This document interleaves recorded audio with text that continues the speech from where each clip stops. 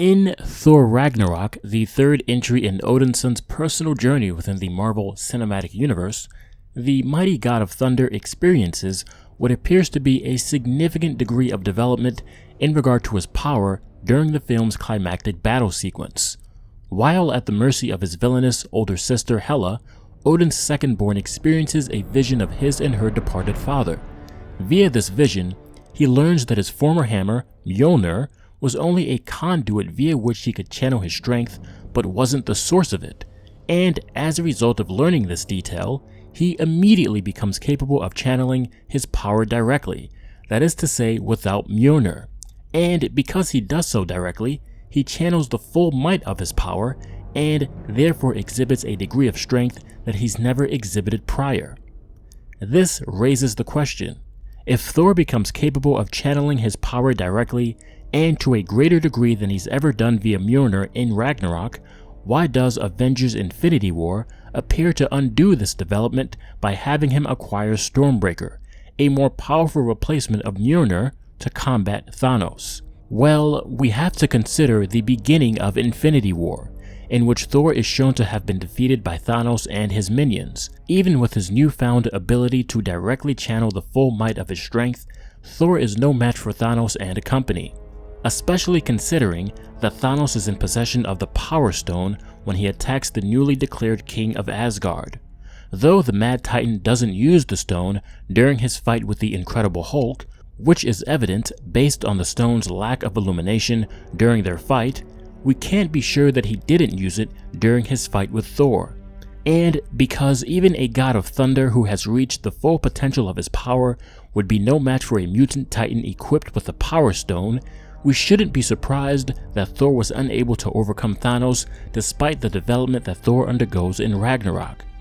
Additionally, we should also consider that even after Thor learns to channel the full might of his strength, and to do so without Mjolnir, he is still no match for even his older sister Hela.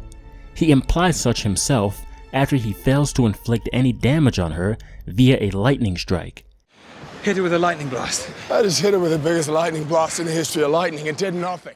It's only Surtur who was able to destroy Hela, and that's only after he reaches his full potential as a result of being resurrected by the eternal flame. So even in Ragnarok itself, the development that the god of thunder undergoes therein, in terms of his power, is undermined. Hence, it's not narratively inconsistent that it's undermined in Infinity War by Thor's need for a new weapon. However, this all makes the development that Thor undergoes in terms of his power in Ragnarok seem, well, pointless. On the surface, there doesn't seem to be any purpose to having a protagonist experience a huge boost in power in a story, only for said huge boost in power to not only be ineffectual against the villain of a subsequent story, but to be ineffectual against even the villain of the story within which the protagonist experiences it.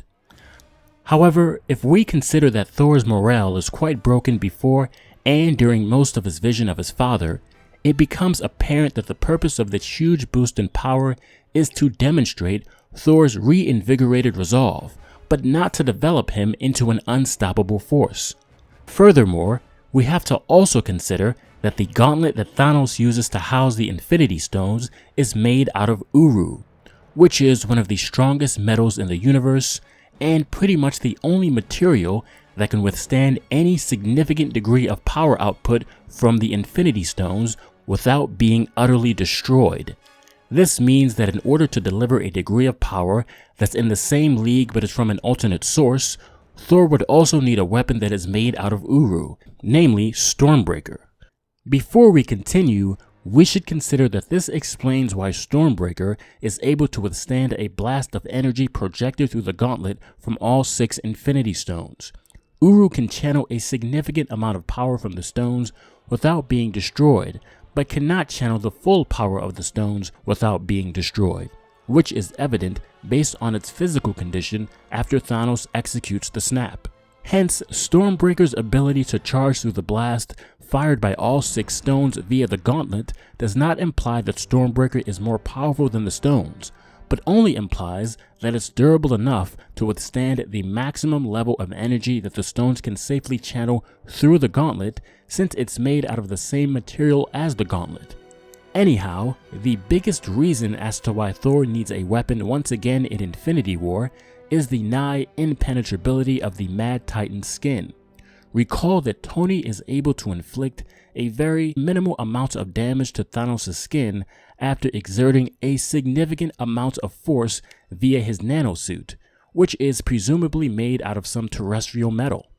Hence, obviously, Thor would need one of the most powerful metals in existence in order to inflict any serious damage to the purple giant, and that's where Stormbreaker comes into play.